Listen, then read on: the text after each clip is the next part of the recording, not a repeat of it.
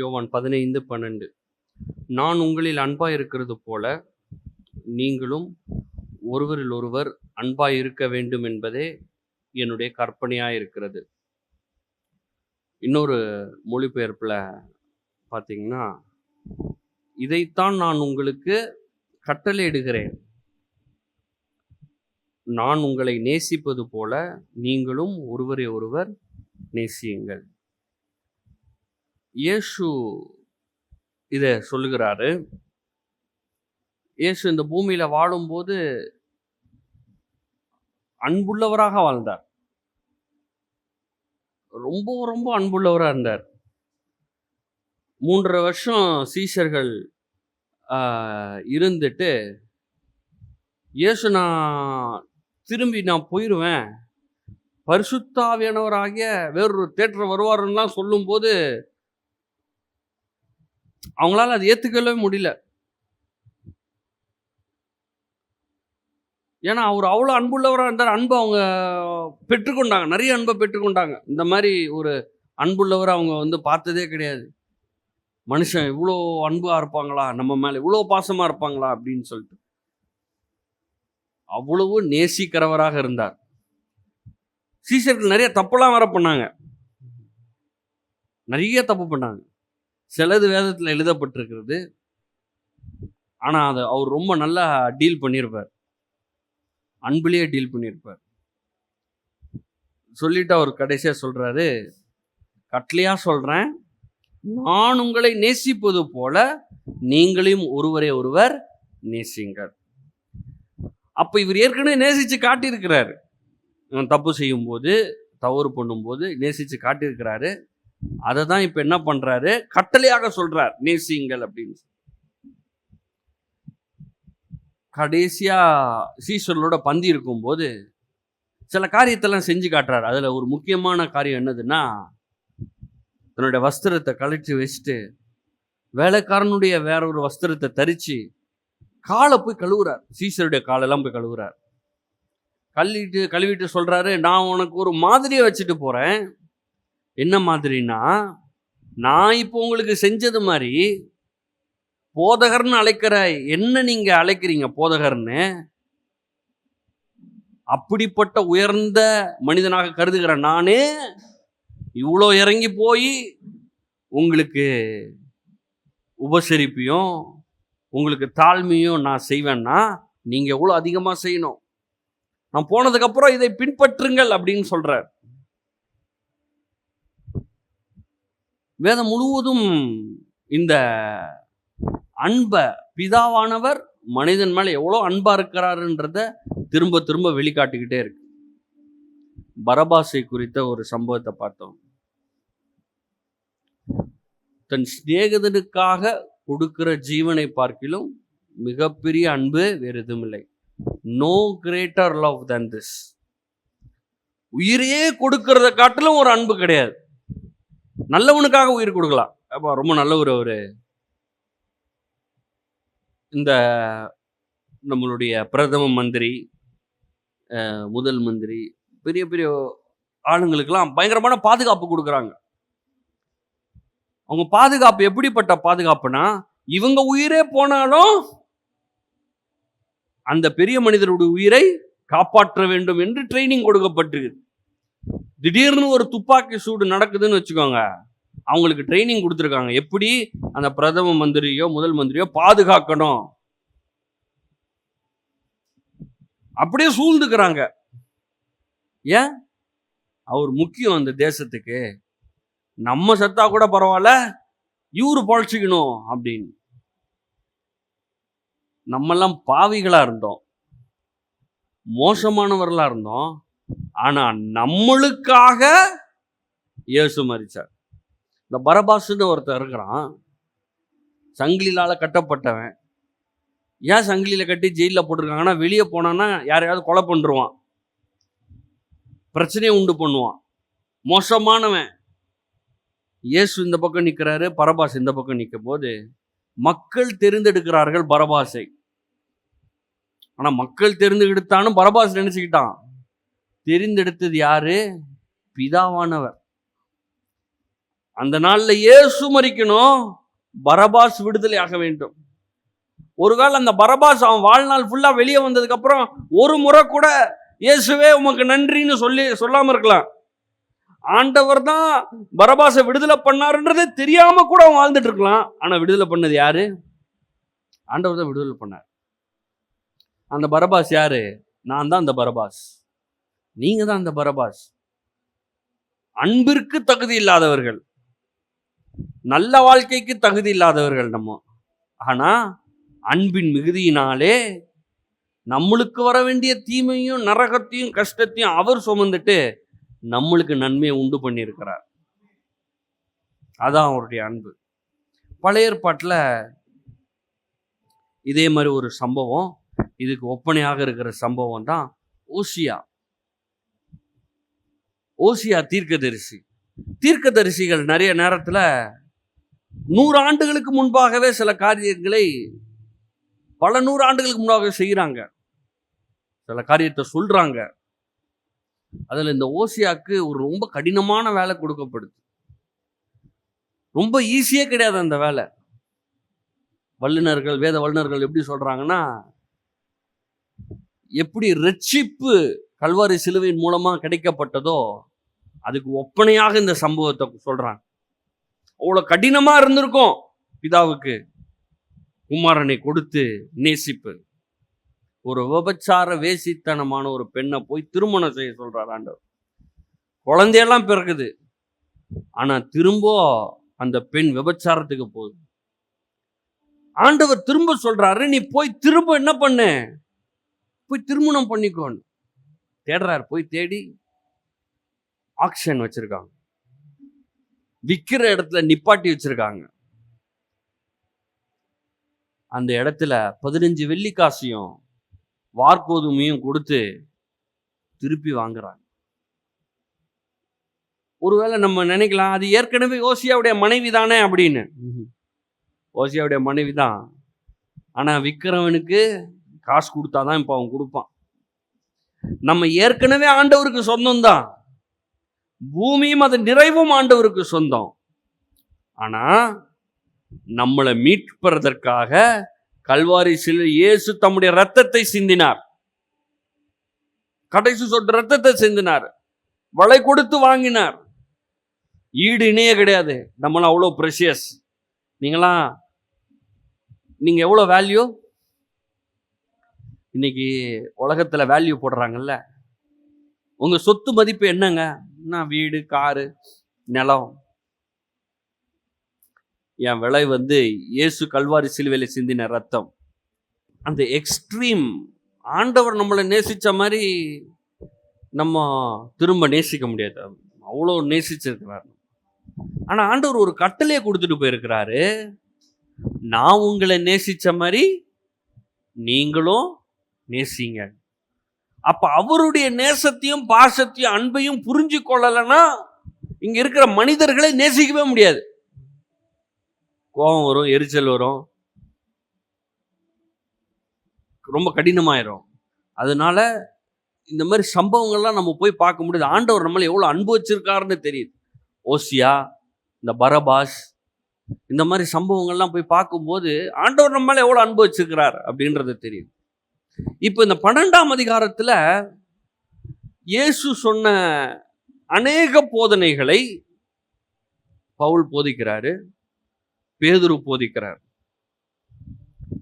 நிறைய நேரங்கள்ல இந்த பவுல் சொல்றதெல்லாம் மக்கள் ஏத்துக்கிறதுக்கே கஷ்டப்படுறாங்க. அவரு ரொம்ப கஷ்டமா இருக்குதுங்க பவுல் சொல்றது. மத்தேயு, மார்க்கு, லூக்கா, யோவான் பரவாயில்ல, இவர் சொல்றதெல்லாம் ஏத்துக்கவே முடிய மாட்டேங்குது, குழப்பமா இருக்குது. இயேசு சொன்னதை தான் எக்ஸ்பேண்ட் பண்ணி ரொம்ப தெளிவாக பரிசுத்தாவின் உதவியோட நிருபங்கள் எழுதியிருக்கு. பேதுரு இதை சொல்றார். இன்னைக்கு சில வசனங்களை நான் காட்ட போறேன். ஏதோ இயேசு சொன்ன ஒரு வசனத்தை மட்டும் நம்ம வச்சு நம்ம வாழ்க்கையை வைக்கல, வேதம் முழுவதும் இப்படிதான் நம்ம செஞ்சாகணும். இதுல 12:17 பார்த்தீங்கன்னா, ரோமர் 12:17 ஒருவனுக்கும் தீமை செய்யாதிருங்கள், எல்லா மனுஷருக்கும் முன்பாகவும் யோக்கியமானவைகளை செய்ய நாடுங்கள். கூடுமானால் உங்களால் ஆன மட்டும் எல்லா மனுஷரோடும் சமாதானமா இருங்கள். என்ன சொல்றாரு? ஒருவருக்கும் தீமை செய்யாதீங்க, யாருக்குமே தீமை செய்யாதீங்க. எல்லா மனுஷருக்கு முன்பாகவும் யோக்கியமானதை செய்ய நாடுங்கள். நான் யாரையும் பத்தி கவலை கிடையாது எனக்கு, கடவுளுக்கு தெரியும் என் இருதயம் அப்படின்லாம் பேசக்கூடாது. நம்ம எங்க போட்டிருக்குது? மனுஷருக்கு முன்பாக, வேலை ஸ்தலத்திலே, நம்ம வாழ்கிற தெருவிலே, நம்ம சொந்தக்காரங்க மத்தியில, நண்பர்கள் மத்தியில நம்மளை பார்க்கும்போது யோக்கியமானதை செய்கிறவர்களாக இருக்க வேண்டும். கூடுமானால் உங்களால் ஆன மட்டும் எல்லா மனுஷரோடும் சமாதானமா இருங்கள். அவன் திட்டுறானா, நீ சமாதானம் பண்ணிட்டு போயிடு. அவன் கூட போய் நீ சண்டை போட்டுட்டு இருக்காத. இது இயேசு சொன்னது, அத பவுல் சொல்றாரு, பேதுரு சொல்றதையும் காட்டுறேன். இந்த ஊர் உலகத்துல எப்படி பேசுறாங்கன்னா, அவன் ஒன்னு சொன்னா நீ இன்னொன்னு செய்ய. சில நேரங்கள்ல சில பெற்றோரே இதை தப்பா பண்றாங்க. அவன் என்ன அடிச்சிட்டான்னு சொல்லும் போது இவங்க என்ன சொல்லி தராங்க? திருப்பி அடிச்சிருக்க வேண்டியது தானே, அடுத்த வாட்டி என்ன பண்ணணும்? அடிச்சுட்டு என்கிட்ட சொல்லு, யாரு மகன் நீ அப்படின்றது. அடிச்சா என்ன பண்ணணுமா? திருப்பி அடிச்சுட்டு வரணுமா? ஒரு சம்பவம் பாருங்க. ஒரு பள்ளியில கிளாஸ்ல ரொம்ப ஏதோ சவுண்டு போட்டுட்டே இருந்திருக்கிறாங்க பசங்க. அப்போ இந்த கிளாஸ் லீடர், இந்த பையன் எந்திரிச்சு எல்லாரையும் அமைதியாரு அமைதியாரு அமைதியாருன்னு இவன் கத்திட்டு இருந்திருக்கிறான். பக்கத்து கிளாஸ்ல இருந்து ஒரு வாத்தியார் அப்படியே வந்துக்கிறாரு குச்சி எடுத்துட்டு, என்னடா ஒரே சத்தமா இருக்குன்னு. இவன் இங்க நின்று அமைதியார் அமைதியார்னு கத்தோன்னு இவன் தான் எல்லா பிரச்சனையும் காரணம் சொல்லிட்டு இவனை சாத்திட்டார், அடி அடின்னு அடிச்சிட்டார். அவர் பண்ணது தப்பு தான், தெரியல, என்ன சத்தம் போட்டவொடனே இவன் தான் காரணம். இந்த பையன் என்ன பண்ணிருக்கிறான்? அவன் ஹைட்டா இருக்கிறான், வாத்தியாரோட ஹைட்டா இருக்கிறான். இவன் என்ன பண்ணிருக்கிறான்? அந்த குச்சை வாங்கி இவன் திருப்பி அடிச்சிருக்கிறான் அவன் வாத்தியார். அப்புறம் பிடி மாஸ்டர் எல்லாம் எல்லாம் பிடிச்சி கதவை அடிச்சு வச்சிருக்கிறாங்க. போலீஸ்லாம் வந்துருச்சு. ஏன்னா பெரியவரே அடிச்சுட்டானே. அப்புறம் அவங்க பெற்றோர் வந்திருக்காங்க, அப்பா வந்திருக்கிறார் கூப்பிட்டு போக. சொன்னாராம், விட்டு வச்சிருக்கிறியாடா நீ இன்னும் அவனை உயிரோட? வா, இவனுக்கு என்ன டிசி தர்றது, நீ இந்த ஸ்கூல்லே படிக்க வேணாம், வா பிஸ்னஸ் அப்பாரு அப்படின்னு கூப்பிட்டு போயிருக்கிறாராம். எவ்வளோ ஒரு மோசமான நிலைமை பாருங்க. என்ன சொல்லணும், என்ன கத்து தராங்க. அப்பா அப்படி இருக்கிறதுனால தான் இவன் என்ன பண்ணியிருக்கான், இப்படி இருக்கான். இதை பெருமையா என்றாங்க. இன்னைக்கு இது பெருமையா என்றது இல்ல, கேவலமா எண்ண வேண்டியது. இன்னைக்கு தீமைக்கு தீமை செய்தால் உயர்ந்ததா என்றாங்க, தீமைக்கு நன்மை செய்தா கோழையா என்றாங்க. 18ஆம் நூற்றாண்டுல ஒருவர் இவ்வாறு பேச ஆரம்பிச்சிட்டார். கிறிஸ்தவம் ஒரு கோழைகளின் மதம் அப்படின்னு எழுதுறார். ஒரு கன்னத்தில் அறந்தால் இன்னொரு கன்னத்தை காட்டு அப்படின்னு சொல்றாங்க. சட்டையை கேட்டா பேண்டிங் கொடுன்றாங்க. ஒரு நாய் ஒன்று இருக்குது, இந்த நாயில ஒரு பிரீடு இருக்கு, ரொம்ப சாதுவான நாய். நீங்க அதை என்ன அடிச்சாலும் அது ஒண்ணுமே பண்ணாது, ரொம்ப சாதுவான நாய். அந்த பிரீடு கொலைக்கு கூட செய்யாது, ரொம்ப அமைதியா இருக்கும். போனா போவோம், உட்காருனா உக்காந்துரும். பூனையை பார்த்தா கூட பூனையை பார்த்து இது பகிர்ந்துடும். ரொம்ப அழகா இருக்கும், ஆனா பாக்குறதுக்கு குள்ளமா இருக்கும் அந்த நாய், புசு புசுன்னு. அவர் என்ன சொல்லிட்டாருன்னா, அந்த நாய்க்கு ஒப்பிடா பேசிட்டார். மனிதன் புல்டாக் மாதிரி இருக்கணும், கட்சி குதிரை வேணாமா, எவ்வளவு ஸ்ட்ராங்கா இருக்கணும். ஆனா கோழையா இருக்க சொல்லி தராங்கன்னு. கோழையா இருக்க சொல்லி தர்றது இல்லைங்க, இது கோழை கிடையாது, இது வீரம், இது தைரியம், இது விசுவாசம், இது ஒரு அஸ்திபாரம். அன்பு காட்டுறது, மன்னிக்கிறது, தீமைக்கு நன்மை செய்யறது தேவ சுபாவம். உலகத்துல இருக்கிற அவ்வளோ பேரும் சேர்ந்து ஆண்டவருக்கு விரோதமா பண்றாங்க. ஆனா ஆண்டவர் தம்மையே பலியாக ஒப்பு கொடுத்து அவர்களை மீட்கிறார். இந்த பரபாஸ் இருக்கிறவன் அவன் சங்கிலியில அவுக்கும் போது இயேசுவை பார்த்து நன்றி சொன்னான்னு எழுதவே இல்லை. இயேசுவே அப்படின்னு சொன்னானா? இல்ல, சொன்ன மாதிரி எதுவும் இல்லை. சிலுவையில தொங்குறப்போ கூட ஒருத்தன் சொல்றான், தேவகுமாரனை இறங்கி போ அப்படின்றான். எவ்வளோ இருக்கும் பாருங்க. அங்க போயிட்டு கூட அவனுக்கு மண்டையில ஏறல எதுவும். இன்னொரு திருடன் என்ன சொல்றான்? தேவகுமாரனா உன்னைய ரட்சித்துக்கோ, நந்து போ கீழே இறங்கி. இன்னொருத்தன் சொல்றான், டேய் உனக்கு என்னடா ஆச்சு? அவர் எந்த தப்பும் பண்ணாதவர். சொல்லிட்டு சொல்றான்,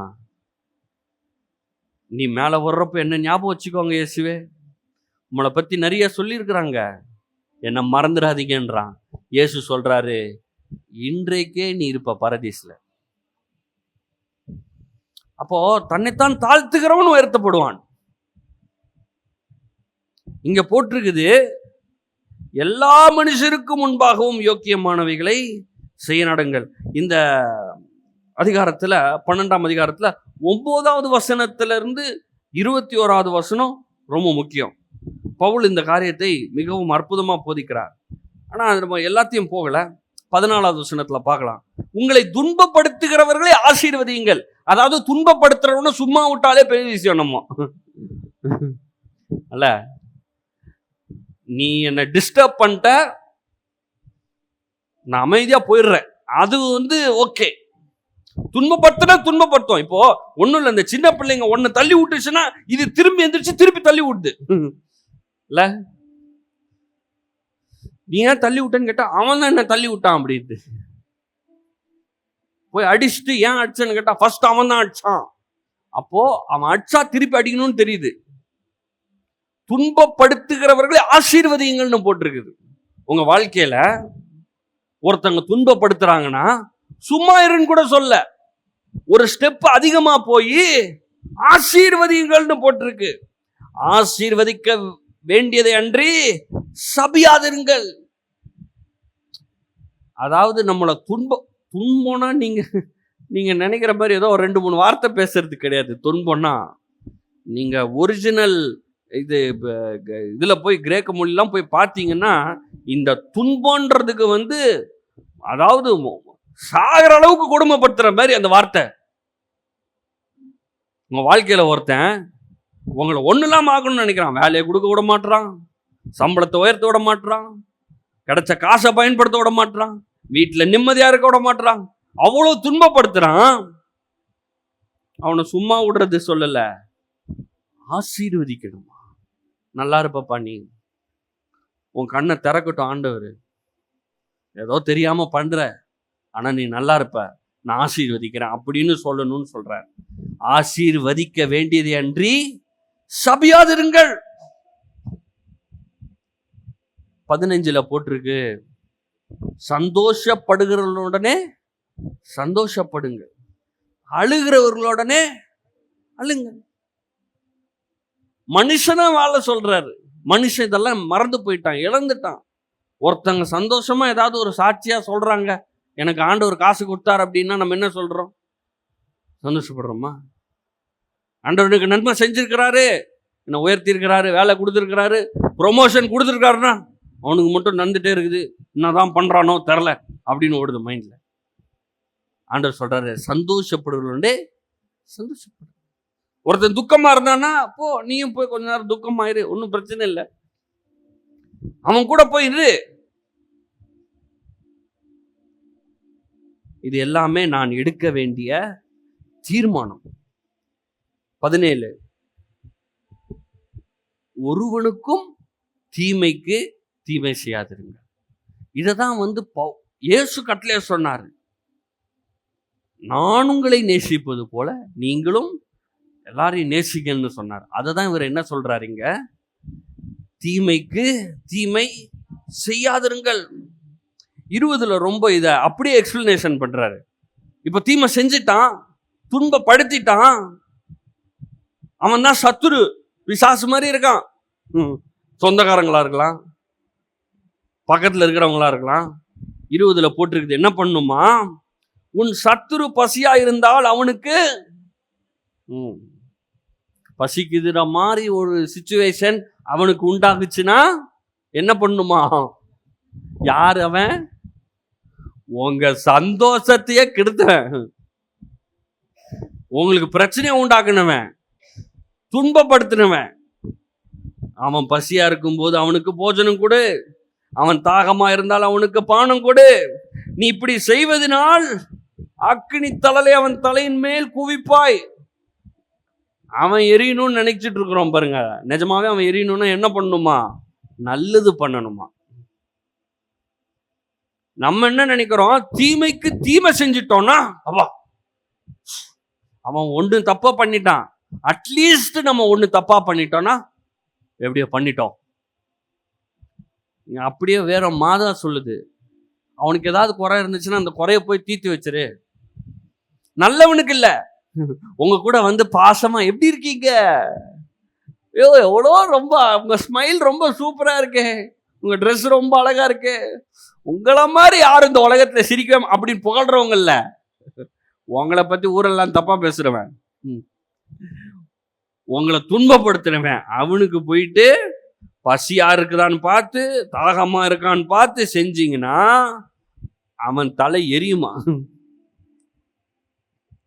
நீ தீமையினாலே வெல்லப்படாமல் தீமையை நன்மையினாலே. உங்களை எது ஆளுகை செய்யுது? அதனாலதான் இதுக்கு முந்தின வசனத்துல நான் வாசித்தேன், எல்லா மனுஷருக்கு முன்பாகவும் யோக்கியமானவைகளை செய்ய நாடுங்கள். நீங்க நல்லது செய்யறத ஊர் உலகம் பார்க்கணும். யாருக்கு நல்லது செய்யறது? உங்களுக்கு ஒருத்தன் தீமை செஞ்சத எல்லாரும் பார்த்திருக்காங்க. இப்ப இந்த உலகம் கிட்ட சொன்ன உனக்கு ஒண்ணு செஞ்சுட்டான்ல, நீ திருப்பி செஞ்சனா ஆமா ஆமா அவன் வந்து இவனை பத்தி தப்பா பேசினா அதனால இவன் கரெக்டா, அது மாதிரிதான் கரெக்ட். அப்படி பண்ணக்கூடாது. அவன் உனக்கு தீமை செஞ்சுட்டான், இப்ப நீ போய் நன்மை செய்யு. அப்போ உன்னை கோலன்னு சொல்லுவாங்க, பயந்தவன் சொல்லுவாங்க. ஆனா நான் எவனை பத்தியும் கவலைப்படல, நான் இந்த வசனத்தின்படி வாழ்கிறேன். தீமையினால் வெல்லப்படாமல் தீமையை நன்மையினாலே வெல்ல. இது யார் பார்க்கணுமா? ஆண்டவர் மட்டும் பார்க்கறது இல்ல. ஆண்டவரே தோத்திரம், நைட்டு தூங்குறப்போ அவன் பயங்கரமா கஷ்டப்பட்டுட்டான், ஆண்டவரே அவனை ஆசீர்வதிக்கிறேன், அது ஓகே. ஆனா வெளிப்பிரகாரமா வந்து அவன் தீமை செஞ்சதை பார்த்துட்டேன், ஆனா இப்போ அவனுக்கு ஏதோ ஒண்ணு செய்யணும்னு வரும்போது நான் என்ன பண்ண போறேன்? நன்மையை தான் செய்ய போறேன். எல்லாம் சொல்ல, நான் நன்மை செய்ய தீர்மானிக்கிறேன். எல்லாம் சொல்ல, அம்மா நான் நன்மை செய்ய தீர்மானிக்கிறேன். இது வந்து பிரமாணம். நம்ம எல்லாருக்கும் ஒரு நியாயாதிபதி ஒருத்தர் இருக்கிறாரு, புரிதுங்களா? இந்த உலகத்துல நினைக்கிறவங்க மாதிரி அவன் தீமை செஞ்சுக்கிட்டே இருப்பான், நம்ம நன்மை செஞ்சுக்கிட்டே இருப்போம், நம்ம ஒரு கோலை, நம்ம ஒரு ஏமாளி, எல்லாரும் ஏறி மிதிச்சுட்டு போவாங்க, அப்படியே மிதிச்சு மண்ணா போயிருவோம் அப்படின்னு உலகம் நினைக்கும். யோசேப்பு அப்படிதான் நினைச்சாங்க. யோசேப்பு அவன் சகோதரர்களா திட்டுன மாதிரி ஒரு ரெக்கார்டே இல்ல. வேதத்துல ரெக்கார்ட் பண்ணப்பட்டிருக்கும் எல்லாமே. தாவீது என் இருதயத்துக்கு ஏற்றவன் ஆண்டவர் சொன்னாரு, அவன் பண்ண தப்பியும் எழுதி வச்சிருக்கிறார்.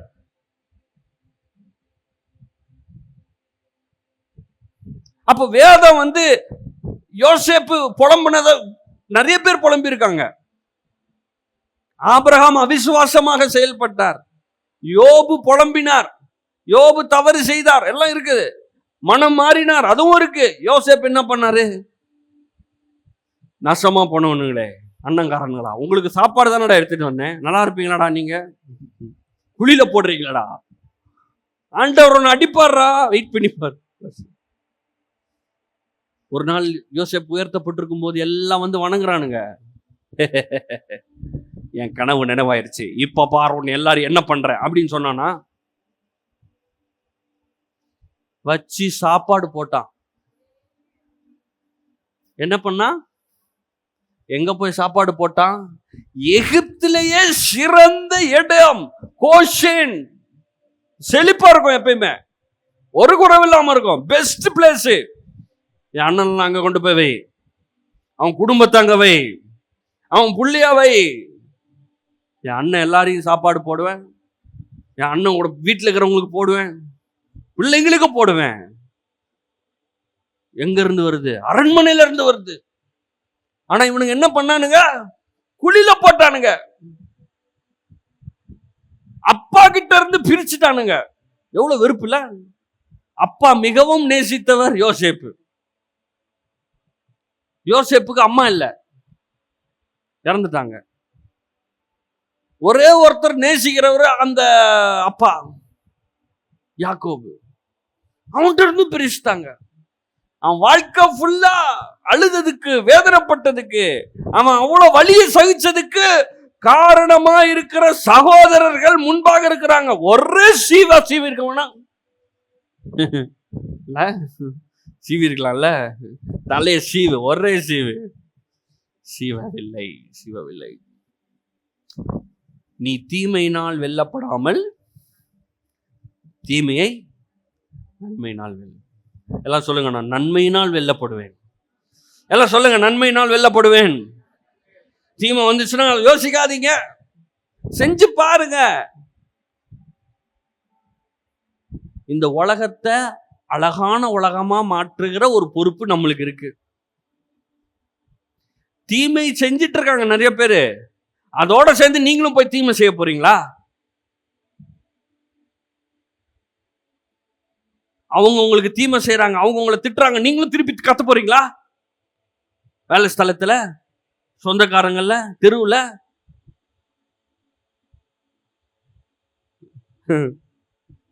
பக்கத்து வீட்டுக்காரன் தண்ணி அடிக்கும் போது அவன் செடிக்கு தண்ணி ஊத்துறது இவன் வீட்டுக்கு வந்துருச்சு. தண்ணி செடிக்கு தண்ணி ஊத்துறாப்புல, அந்த தண்ணி எங்க வந்துருச்சு? பக்கத்து வீட்டு வந்துருச்சு. எதான் சண்டைன்றீங்க? உன் தண்ணி எப்படி என் காம்பவுண்ட்ல வரலாம்? தண்ணி மரம் இலை காஞ்சி போய் விழுந்துருச்சு, உன் இலை என் வீட்டுல உழுது, மரத்தே வெட்டு. அப்புறம் இவன் ஏதாவது யோசிக்கிறது, பார்த்துட்டே இருக்கிறது, டைம் பார்த்துட்டே இருக்கிறது, அவனுக்கு ஏதாவது வைக்கும் போது சாக்கடை திருப்பி விட்டுறது, ஏதாவது. நீ தீமையினாலே வெல்லப்படாமல் தீமையை நன்மையினாலே வெல்லு.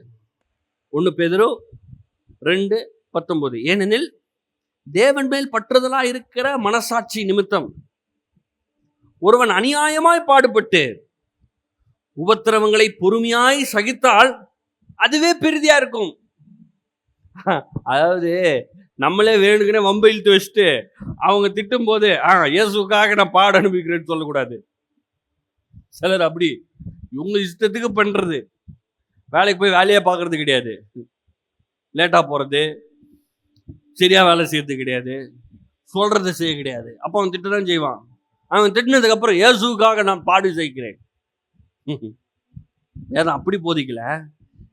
தேவன் மேல் பற்றுதலா இருக்கிற மனசாட்சி நிமித்தம் அநியாயமாய் பாடுபட்டு.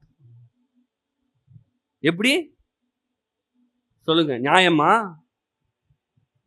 சிலர் சொல்லுவாங்கல்ல, நியாயப்படி எனக்கு தாங்க வந்திருக்கணும், நியாயப்படி எனக்கு தான் காசு வந்திருக்கணும், நியாயப்படி எனக்கு தான் ப்ரொமோஷன் வந்திருக்கணும், நியாயப்படி எனக்கு நல்லது நடந்திருக்கணும். ஆனா இந்த உலகம் மோசமான உலகத்தினால, மோசமான மனிதர்களால அநியாயமா நீங்க துன்பப்படுத்தப்பட்டுட்டீங்க, உபத்திரவப்படுத்தப்பட்டுட்டீங்க. அங்க பொறுமையாய் சகித்தால், எல்லாம் சொல்லுங்க பொறுமையாய், எல்லாம் சத்தமா சொல்லுங்க பொறுமையாய், திருப்பி சொல்லுங்க பொறுமையாய். என்ன பண்ணுமா? ஈஸியா இல்லைல்ல, ஆனா இது கட்டளையா இருக்கு. இந்த உலகத்துல உங்களை கொடுமைப்படுத்துவாங்க, கடுப்பேத்துவாங்க, தீமை செய்வாங்க, குடும்பத்திலே செய்வாங்க, பிசாசு பண்ணி வைப்பான் அந்த மாதிரி. ஆனா அதுல அநியாயமா நீங்க பாடுபடும் போது, அநியாயமா நீங்கள் உபத்திரவத்தை சகிக்கும் போது, அதை பொறுமையா சகிச்சிட்டீங்கன்னா அதுவே பிரீதியா இருக்கும்.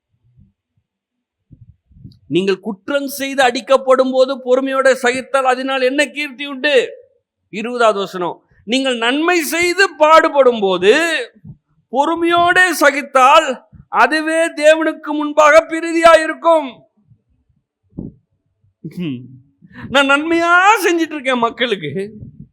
சில நேரங்களில் பார்த்தீங்களா, ஒண்ணுமே செய்யாம இருப்பான், அவனை பத்தி பேசவே மாட்டாங்க.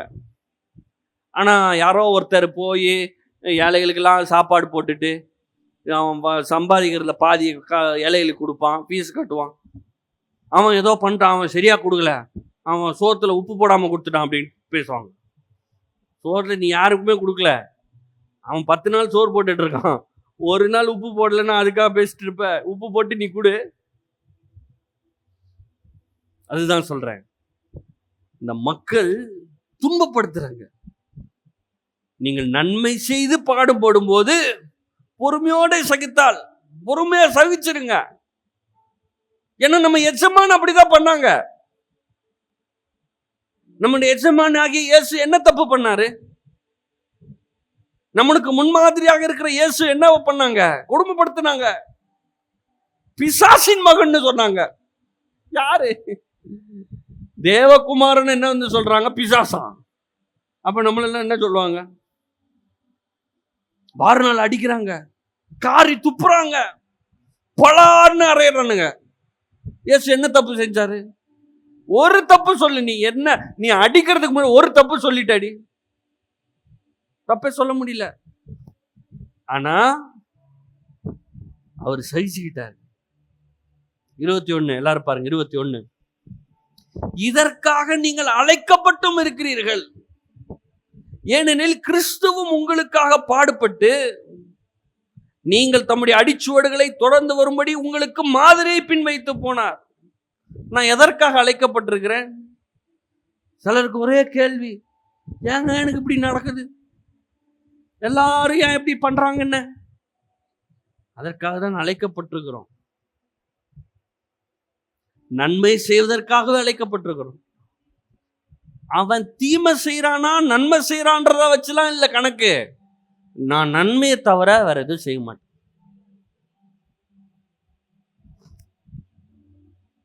இது நான் எடுக்க வேண்டிய தீர்மானம். என்ன நீ உயர்த்துறியோ, எனக்கு நீ காசு தரியோ, என்னை பத்தி நீ தப்பா பேசுறியோ, என்னை பத்தி நீ பாராட்டுறியோ, நான் நன்மை தான் செய்வேன்.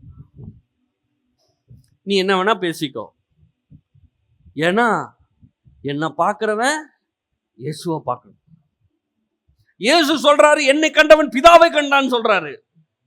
இன்னைக்கு நீங்க உங்க தெருவில் வாழும் போது, உங்க கம்பெனியில வேலை பார்க்கும் போது உங்களை பார்த்து என்ன சொல்லணும்? பா, இயேசு மாதிரியே இருக்கிறான்ப்பா, எவ்வளவு பொறுமையா இருக்கிறான். பட்டுன்னு கோபம் வந்துடும். காஃபி எத்தனை மணி கொடுக்கணும்? எவ்வளவு நேரம் ஆகுது டைம்? காஃபி தானே லேட் ஆயிடுச்சு, பால் வாங்க லேட் ஆயிருக்கலாம், காபி தூள் லேட்டா வந்திருக்கலாம், ஏன் டென்ஷன் ஆகுற? இல்ல அதெல்லாம் விடக்கூடாது சார், சும்மா விடக்கூடாது.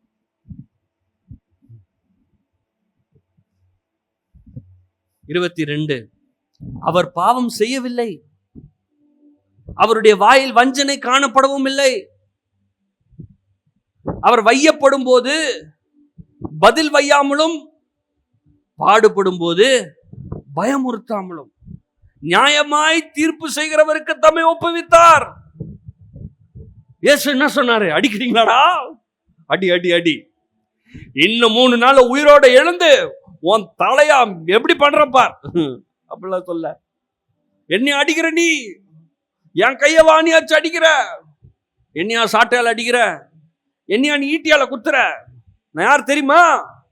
கொஞ்ச நாள் வெயிட் பண்ணு, இன்னும் 40 நாள் சும்மா பரம் ஏறும் போது மண்டையிலே கல்ல போடுறேன் பார். தேவதூதன் சொல்றாரு. மிரட்டினாரா, பயமுறுத்தினாரா? சிலர் வந்து எப்படின்னா எதுவும் செய்ய மாட்டாங்க, உன்னை கடவுள் பார்த்துக்குவாரு, உன் கைய காலை உடைச்சி. பார்த்துட்டீங்களா? ஏன்னா உங்களால் எதுவும் செய்ய முடியாது, இயேசு ஏற்றுக்கொண்டாச்சு, அவன் நல்லாவே இருக்க மாட்டாங்க.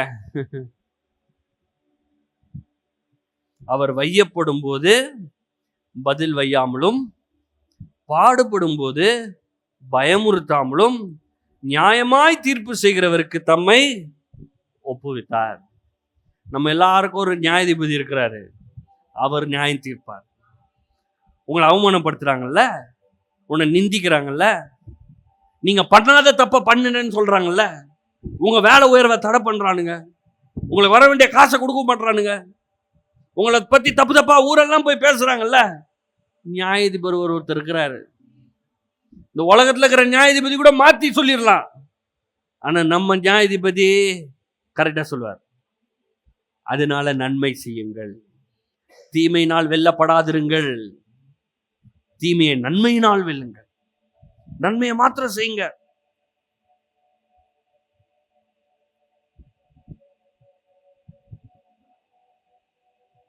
இருபத்தி 1வது வசனத்துல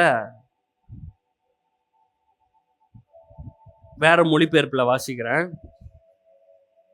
அதை செய்வதற்காகவே, அதாவது எப்படின்னா, நன்மை செய்வதற்காக நீங்கள் துன்புற்றால் அது தேவனுக்கு சந்தோஷம் தரும். ஒருத்தங்க துன்பப்படுத்தும் போது நீங்க போய் நன்மை செஞ்சீங்கன்னா எங்க அப்பா சந்தோஷமா இருக்கலாம். உங்களை யாரோ தப்பா ட்ரீட் பண்றாங்க, தப்பா நடத்துறாங்க, ஆனா நீங்க போய் என்ன பண்றீங்க, நல்லது சரி. பிரச்சனை இந்த பக்கத்து வீட்டுக்காரங்க எதிர் வீட்டுக்காரங்க தானே. நிறைய நேரத்துல இந்த பக்கத்து வீட்டுக்காரங்களோ எதிர் வீட்டுக்காரங்களோ ஏதோ ஒரு தப்பு பண்ணிட்டாங்க, உங்களுக்கு ஏதோ உங்களை கோவப்படுத்துற மாதிரி பண்ணிட்டாங்க. இப்போ நீங்க என்ன பண்ணணும், நல்லா சூடா பிரியாணி செஞ்சு இல்லை ஒரு கேக்கை வாங்கிட்டு போய் கொடுத்துருங்க. நீங்க என்ன பண்ணிருக்கணும், ஆக்சுவலா தீமை செஞ்சிருக்கணும், ஆனா நீங்க நல்லா சிரிச்சுட்டு ஒரு பிரியாணியை செஞ்சு கொடுத்து ஒரு கேக்கை செஞ்சு கொடுத்து பண்ணிட்டீங்கன்னா என்ன போட்டிருக்குது, தேவனுக்கு சந்தோஷம் தரும். அதை செய்வதற்காகவே நீங்கள் அழைக்கப்பட்டிருக்கிறீர்கள். நீங்கள் பின்பற்றும்படியாக கிறிஸ்து ஒரு எடுத்துக்காட்டை உங்களுக்கு தந்தார். அவர் செய்தது போலவே நீங்களும் செய்ய வேண்டும்.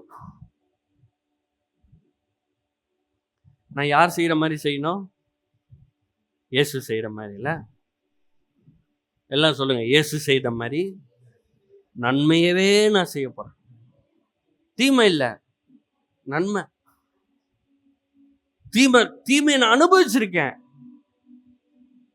கரெக்டா படி பார்த்தா நியாயமா என்ன செய்யணும், நம்ம தீமை செய்யணும். அவன் ஒரு பல்ல உடைச்சிட்டான், நம்ம போய் ஒரு பல்லையாவது உடைக்கணும். ஆண்டவர் சொல்றாரு, உடைக்காத. அவன் வீட்டில் ஏதாவது யாராவது உடம்பு சரியில்லை, இல்லை அவனுக்கு உடம்பு சரியில்லை, அவனுக்கு ட்ரீட்மெண்ட் பாருன்றார். யாருக்கு ட்ரீட்மெண்ட் பார்க்கணுமா, நம்ம பல்ல உடைச்சவனு. நல்லவனுக்கு போய் நல்லது பண்ண சொல்ல, சும்மா நம்மளை திட்டாம கஷ்டப்பட்டுக்கிறவனுக்கு போய் செய்ய சொல்ல, நம்மளை நம்ம கொடுமைப்படுத்தினானே, தீமை செஞ்சானே, அவனுக்கு போய் நன்மை செய்யணுமா. ரோமர் 12:14 போட்டிருக்கு, ஒருவனுக்கும் தீமை செய்யாதிருங்கள், எல்லா மனுஷருக்கு முன்பாகவும் யோக்கியமானவைகளை செய்ய நாடுங்கள். எல்லா மனுஷரும் பார்க்கும்போது உங்க வாழ்க்கையில நீங்க செய்யறது நன்மைதான். ஏன் தெரியுமா ஆண்டவர் இது சொல்றாரு உங்களுக்கு? இன்னைக்கு இயேசு இங்க வாழல, உங்க தெருவில் இயேசுவா யார் இருக்கா, நீங்க தான் இருக்கீங்க. உங்க குடும்பத்துல இயேசுவை யார் பாப்பா? இயேசு தோற்றம் அளிப்பாரா? இயேசு அவங்க வீட்டுல உட்கார்ந்து சாப்பிடுவாரா?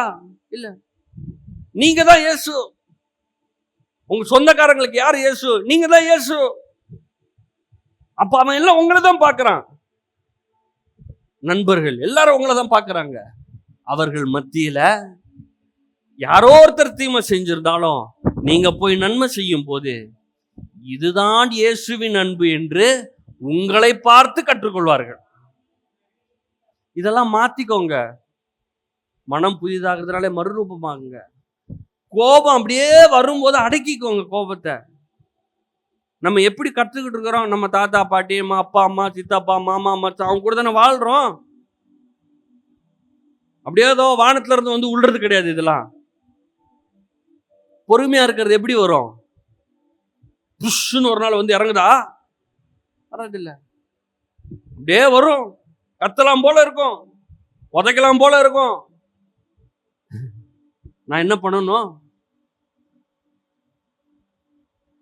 அந்த நேரத்தில் 4 வார்த்தை பேசணும்னா நம்மளுக்கு, ஏன்னா பழக்கப்பட்டிருக்கோம்ல, விட முடியாது. சிலர் சும்மா போயிட்டு இருக்கவங்கள கூட கூப்பிட்டு சண்டை போடுவாங்க. ஆனா இப்ப நான் என்ன பண்ணணும்? அமைதியா இருக்கணும், சாந்தமா இருக்கணும், சமாதானமா இருக்கணும். சண்டை போடுறான்னா அவன் சண்டை போட்டோம். நம்மளுக்கு நம்ம ஊமை மாதிரி நம்ம நின்றுட்டு போயிட வேண்டியதுதான். இயேசு கிட்ட கேட்கறாங்க, நின்னுடா பிரியாளா நீ, ராஜாவ நீ, பலார்னு யாரும் சொல்லு பாப்பா. ராஜாவா? இந்தா ட்ரெஸ், முள்முடிய வச்சு ராஜாவா நீ, எங்க உன் பேரை சொல்லு அப்படின்னு பட்டு இந்த பக்கம் அடிக்கிறான். திருப்பி பேசவே இல்லை.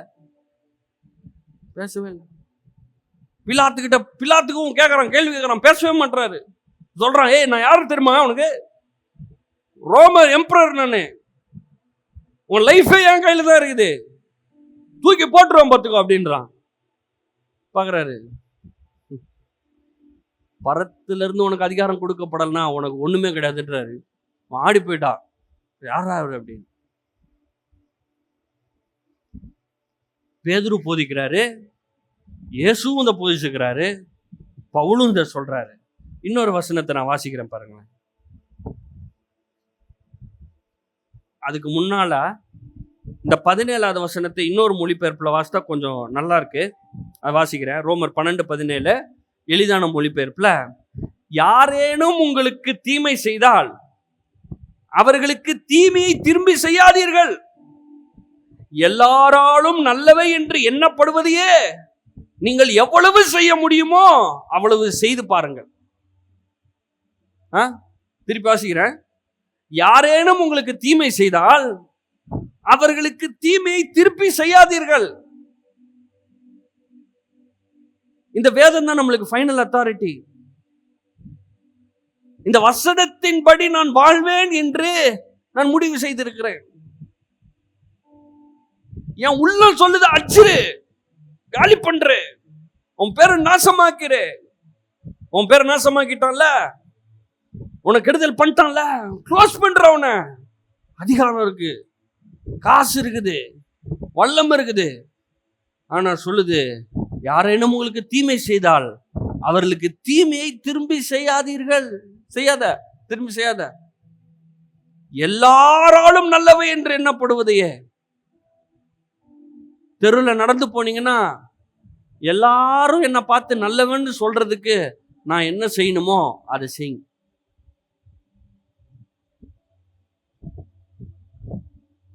ரொம்ப ஈஸி இல்லைல்ல? எல்லாரும் நான் நல்லவன்னு எப்படி சொல்ல முடியும்?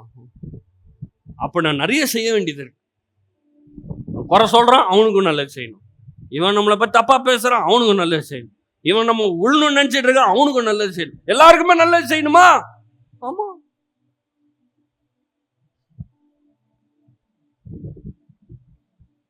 எல்லார் முன்பாகவும் நன்மையை செய்யுங்க. 1 தெசலோனிக்கேர்ல திருப்பி பவுல் இதை பத்தி பேசுறாரு. 1 தெசலோனிக்கேர் 5ஆம் அதிகாரம்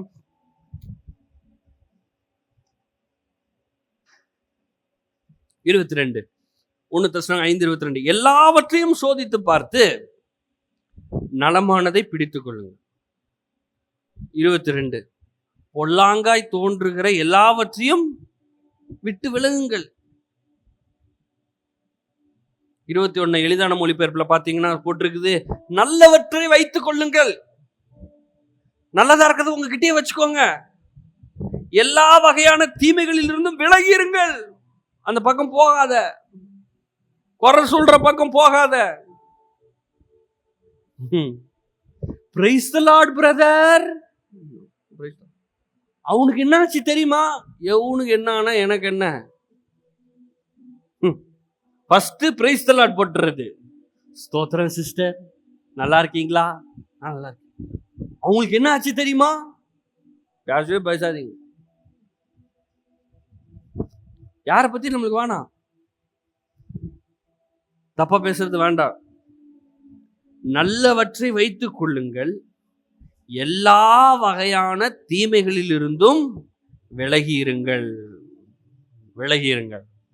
அப்படி ஓரமா வந்துருங்க. பேசுறாங்களா, அவன் வாயை மூட சொல்ல முடியாது. நம்ம வயசுல பெரியவங்களா இருப்பாங்க, என்ன சொல்ல முடியும்? ஒன்றும் சொல்ல முடியாது. விலகி வந்துருங்க. நீ பேசிக்கோ, நான் பேசல, நான் வரல இதுக்கு. ஏன்? நான் நல்லதை தான் பேசுவேன், நல்லது தான் செய்வேன். நீ தீமை செய்றியா, செஞ்சுக்கோ.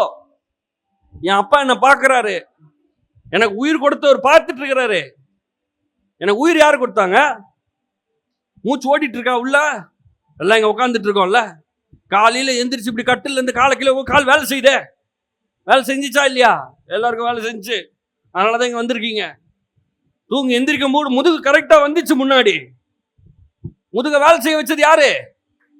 கால் வேலை செய்ய வச்சது யாரு? எங்க அப்பா. அவர் நல்லது செய்யறவரு. அவர் நல்லது செய்யறதுனால தான் மூச்சு எல்லாம் ஓடிட்டு இருக்குது. இப்ப நான் இறங்கி கீழே போகும்போது கால் வேலை செய்யும். நாளைக்கு வேலைக்கு போகிறதுக்கு எனக்கு உயிர் இருக்கும், இந்த காலம் இருக்கும். அவர் சொல்றாரு, தீமை செய்யாத, நன்மை செய். அவர் சொல்றதுதான் முக்கியம்.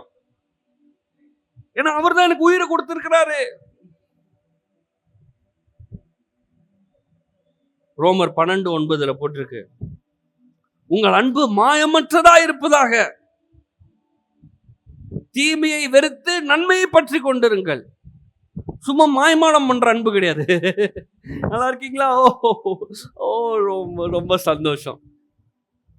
உள்ளுக்குள்ள இன்னும் பண்றோம் பாரு. மனுஷன் இல்ல, மேல இருந்து அப்பா பாக்குறாரு. நம்ம அப்பாவுக்கு நம்ம மனசுக்குள்ள என்ன ஓடுதுன்னு தெரியும். அவர் சொல்றாரு, உங்கள் அன்பு மாயமற்றது இருப்பதாக. மாயமாலமா பண்ணாத, தீமையை வெறுத்துடு, நன்மையை பற்றிக்கோ, நல்லதை புடிச்சுக்கோ. தீமை நடக்குதா உங்க வாழ்க்கையில? போய் தீமையை எப்படியாவது தீமை செஞ்சிடணும்னு நினைக்காதீங்க. அந்த தீமையை நன்மையினால மேற்கொள்றதுக்கு என்ன நல்லது செய்யலான்னு பாருங்க. உங்கள் அன்பு உண்மையானதாக இருக்க வேண்டும். பாவத்துக்குரியவற்றை வெறுத்து ஒதுக்குங்கள், நல்லவற்றை மட்டும் செய்யுங்கள்.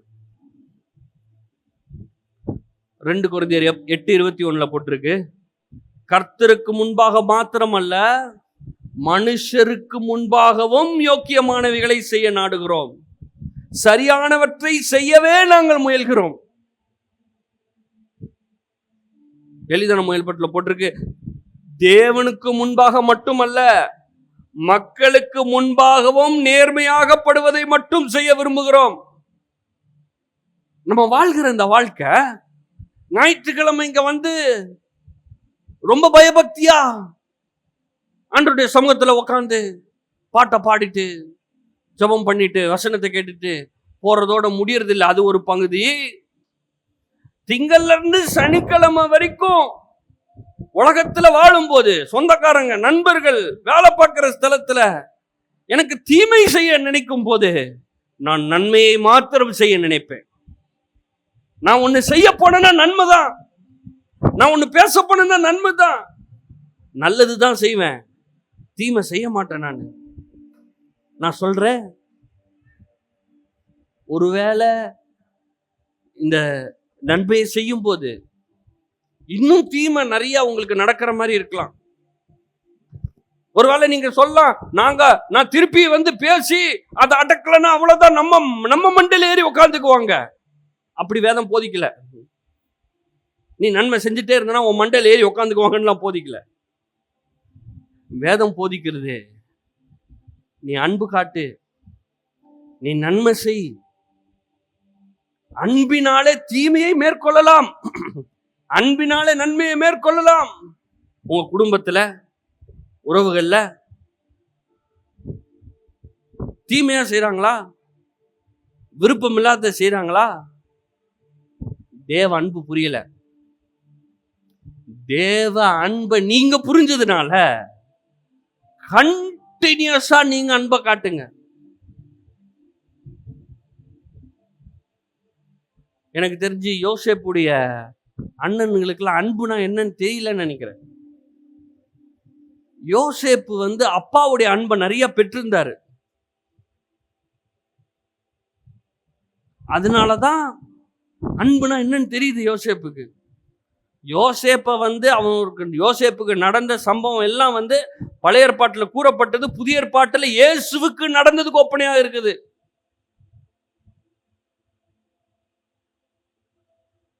விற்கப்பட்டார், குழியில தூக்க போடப்பட்டார், ஜெயில போடப்பட்டார். ஆனா ஒரு நாள் உயர்த்தப்பட்டார். நானும் சொல்றேன் உங்களுக்கு, எப்பயுமே அப்படியே கஷ்டத்துல இருந்துட மாட்டீங்க. அப்படியே துன்பத்திலே இருந்து அப்படியே உங்க வாழ்க்கை முடிஞ்சிடாது.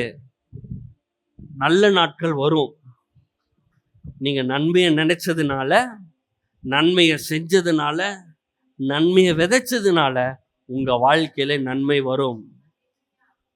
அந்த அந்த ஒரு நாட்களுக்குள்ளாக நான் பிரவேசிக்க முடியும்.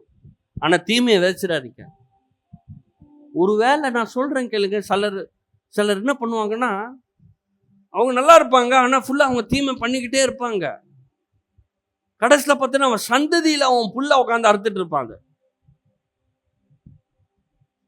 நம்ம எப்பயுமே நம்மளுடைய சந்ததியை யோசிக்கணும், பிள்ளைகளை யோசிக்கணும், பிள்ளைகளின் பிள்ளைகளை யோசிக்க வேண்டும். ஆலயத்துக்கு வரோம்,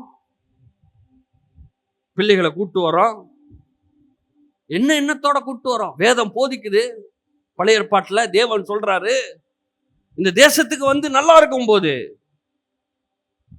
உன் பிள்ளைகள் இதை பார்க்கும் போது, இதை கேட்கும் போது, அவனை நீ உட்கார வச்சு, எகிப்து தேசத்துல நம்ம கஷ்டப்பட்டு இருந்தோம், ரொம்ப கொடுமைப்பட்டோம், சாகர மாதிரி இருந்தோம். ஆனா ஒரு நாள் அந்த பஸ்கான்ற ஆடு அடிக்கப்பட்டதுனால, ரத்தம் நிலைக்கால தெளிக்கப்பட்டதுனால, பூசப்பட்டதுனால நம்மெல்லாம் பாதுகாப்பா இருந்தோம், வெளியே வந்தோம், வெள்ளியோட வந்தோம், பொண்ணோட வந்தோம் அப்படின்னு உன் பிள்ளைக்கு சொல்லுன்னு சொல்றாரு ஆண்டவர். அதுக்குதான் பஸ்கா. வெளியே வந்தாச்சு, ஆனா பஸ்காவை மறக்கல அவங்க. இன்னைக்கு வரைக்கும் பஸ்கா அங்க நடக்குது இஸ்ரவேல்ல. இன்னைக்கு வரைக்கும் ஏன் பஸ்கா கொண்டாடுறாங்க? ஒரு நாள் அடிமைத்தனத்தில் இருந்தோம், ஆனா இப்ப அடிமைத்தனத்தில் இல்லை. அப்போ உங்க பிள்ளைகளுக்கு எதை கற்றுத் தருகிறோம்? தீமை செய்யறாங்களா? சரி கூட, அவன் செய்யட்டும். நம்ம நல்லதுதான் செய்வோம், நம்ம நல்லதுதான் பேசுவோம், நன்மைதான் செய்யணும். நீங்களும் நன்மை செய்யுங்க. ஆண்டவரை தேடுகிற காரியத்திலும் சரி. ஆலயத்துக்கெல்லாம் வரோம், இது நல்ல காரியம். ஆலயத்துக்கு வர்றது நல்ல காரியம். உங்க பிள்ளை பார்க்கும், ஓ சண்டே ஆனா சர்ச்சுக்கு போறாங்க. அவனுக்கு புரியாது, உங்ககிட்ட கேட்க மாட்டான், ஆனா நீங்க செய்யறத பார்ப்பான். காலையில எந்திரிச்சு வேதத்தை எடுத்து நீங்க வாசித்தீங்கன்னா, ஓ காலையில ஃபர்ஸ்ட் எந்திரிச்ச உடனே வேதத்தை வாசிக்கணும் போல. காலையில எந்திரிச்சு ஜெபம் பண்ணுங்க, இயேசுவே உமக்கு நன்றி, இந்த வாழ்க்கைக்காக நன்றி, எனக்கு உயிரை கொடுத்தீங்களே இன்னைக்கு காலையில அப்படின்னு சொன்னீங்கன்னா தான் உங்க புள்ள வளரும் போது அவனுக்கு தெரியும் நன்றி செலுத்தணும்னு. எல்லாமே நம்ம தான் சொல்லித்தரோம். எல்லாம் ஒன்னா இருக்கும்போது, ஆமா அந்த மாமா என்ன சொன்னான், அவன் சரியா கிடையாது, சாம்பார் ஊத்து, அப்புறம் சித்தப்பா வந்தானா. ஆபிரகாம்னு ஒருத்தர் வாழ்ந்தாரு, தனிமையில இருந்தாரு. ஆனா ஆண்டவர் அவனை தெரிந்து கொண்டு அவனை ஆசீர்வதிச்சு அவனை பெரிய ஆளாக்கி விட்டாரு. அதை பேசுங்க. யோசேப்புன்னு ஒருத்தர் தான், தீமை நடந்துச்சு, அண்ணங்காரங்களா தீமை செஞ்சாங்க, ஆனா யோசேப்பு நன்மையை தான் செஞ்சான். எகிப்து முழுவதுக்கும் ராஜாவாக உயர்த்தப்பட்டான். அதை பேசுங்க. அதை பேசுறப்போ அதுலதான் அவன் வளருவான். அப்போ அவன் நாளைக்கு வேலைக்கு போகும்போது, வேலை பார்க்குற இடத்துல ஒருத்தன் அவனை தாழ்த்தும் போது, அவனை குறை சொல்லும் போது, சில நேரங்கள் வேலை பார்க்குறதுல போய் அடிச்சிடுறானுங்க. சம்பளம் கொடுக்குறியா இல்லையா, வேலையை வேணா ஒண்ணு வேணாம் அப்படின்னு. ஆனால் அவனுக்கு சம்பளம் கொடுக்கல, கோவம் வந்துடுச்சு. இல்லை இல்லை இல்லை, இதெல்லாம் எங்கே ஆரம்பிக்குது? வீட்டில் தான் ஆரம்பிக்குது. அன்பு காட்டுங்க. நீங்கள் அன்பு காட்டுறத பார்க்கணும், உலகத்தில் இருக்கிறவங்க பார்க்கணும், மக்கள் பார்க்கணும், நன்மை செய்கிறத பார்க்கணும். அப்படி பார்க்கும்போது, அப்படி நீங்கள் செய்யும்போது நான் சொல்கிறேன், நீங்கள் ஒரு சீசனுக்குள்ளே என்ட்ரு ஆவீங்க. அது எப்படிப்பட்ட சீசன்? அறுவடையின் சீசன். என்ன சீசன்? நன்மையாக வரும். சும்மா எப்பயுமே தீமை வந்துட்டே இருக்காது, அப்படி நினச்சிடாதீங்க. ஒரு டைம் வரைக்கும் தான். இன்றைக்கு இயேசு எல்லா நாமத்திற்கும் மேலாக உயர்த்தப்பட்டவராக உட்கார்ந்து இருக்கிறார். ஒரு கொஞ்ச நாள் சகிச்சாரு, கொஞ்ச நாள் இவன் திட்டுனான், கொஞ்ச நாள் அடிச்சான், உதைச்சான், என்னைக்குமா அடிச்சுட்டு இருக்கான். இன்னைக்கு எல்லா நாமத்திற்கும் மேலாக இயேசு உயர்த்திருக்கிறார். இன்னைக்கு இயேசுவின் நாமத்தினால நம்ம ஜெபிக்கிறோம், இயேசுவின் நாமத்தினால வெற்றியை எடுக்கிறோம், இயேசுவின் நாமத்தினால சுகத்தை பெற்றுக் கொள்கிறோம். இயேசுவின் நாமம், இயேசுவின் நாமம்னு கோடான கோடி மக்கள் ஒவ்வொரு நாளும் ஜெபிக்கிறார்கள். அதற்கெல்லாம் காரணம் என்ன? அன்னைக்கு இயேசு அமைதியா இருந்தார்ல, அதான் பிதானவர் தூக்கி வச்சிருக்கிறார். அதே தான் எனக்கும் உங்களுக்கும். நீங்க அவருக்காக பாடுகளை சகித்தால், பொறுமையா இருந்தால், தீமைக்கு நன்மை செய்தால், அவரை மாதிரியே இந்த பூமியில ஆளுகை செய்வோம், பிரச்சனை ஆளுகை செய்வோம், மேற்கொள்வோம், அறுவடை நாட்களுக்குள்ளாக போவோம், எல்லாத்தையும் அறுப்போம். நம்ம விதைச்ச நன்மை எல்லாம் என்ன ஆகும்? உங்க பிள்ளைக்கு பார்த்தீங்கன்னா திடீர் நல்லது நடக்கும். என்னன்னு யோசிச்சு பார்த்தா தெரியும். ஏன் நீங்க நன்மையா போட்டு வச்சிருக்கிறீங்க? ஏன்னா பரலோகம் அதை பார்க்குது. அதுக்கெல்லாம் இன்ட்ரெஸ்டோட வட்டியோட சேர்த்து உங்களுக்கு அறுவடையை கொண்டு வந்து தரும். எல்லாம் சொல்லுவோம், வெற்றி நிச்சயம், சுகம் என்னாலும், செழிப்பு எப்போதும். திருப்பி சொல்லுவோம், வெற்றி நிச்சயம், சுகம் என்னாலும், செழிப்பு எப்போதும். நான் ஜெபம் பண்ணுவோம். பிதாவே இயேசுவின் நாமத்தினால நமக்கு ஸ்தோத்திரம். உங்களுடைய வார்த்தைக்காக ஸ்தோத்திரம், உங்களுடைய வார்த்தைக்காக நன்றி, கூட பேசினதுக்காக ஸ்தோத்திரம். வந்து ஒவ்வொருவரோடு நீ பேசியிருக்கிறீர் பரிசுத்த ஆவியானவரே. வந்து ஒவ்வொருவரோடு பேசியிருக்கிறீர். வாழ்க்கையில சந்திக்கிற சவால்கள், சூழ்நிலைகள் எல்லாவற்றிலும் நீர் அவர்களோட கூட இருந்து போதுமானதுக்கும் அதிகமானவராக, நன்மை செய்கிறவராக உதவி செய்வீராக. பரிசுத்த ஆவியானவருக்கு பலனை தீர் கொடுப்பீராக கர்த்தாவே. ஒவ்வொருவருக்கும் பலப்படுத்துங்க கர்த்தாவே. உம்மை போலவே வாழ, உம்மை போலவே சூழ்நிலைகளை பார்க்க, ஒவ்வொரு தீமையான நிலைகளிலும் நன்மையை உருவாக்க, அதை செய்ய நீர் உதவி செய்வீராக. இங்க இருக்கிற ஒவ்வொரு வாழ்க்கையிலையும் ஆண்டவரே நீர் இடைப்படும். ஒவ்வொருவரையும் இயேசுவாக பார்க்கட்டும். வேலை ஸ்தலத்துல, உறவினர்கள், இவங்க இருக்கிற இடத்துல இயேசுவை பார்க்கிற மாதிரியே உங்க வாழட்டும். உங்களுடைய சுவாபங்கள்ல, உங்க பேச்சுல, உங்களுடைய எண்ணங்கள்ல நீர் முற்றிலுமாய் நீர் ஆளுகை செய்வீராக. ஒருவருக்கு எல்லா துதி கனமையுமே செலுத்துகிறோம் இயேசுவின் நாமத்தில் பிதாவே, ஆமென்.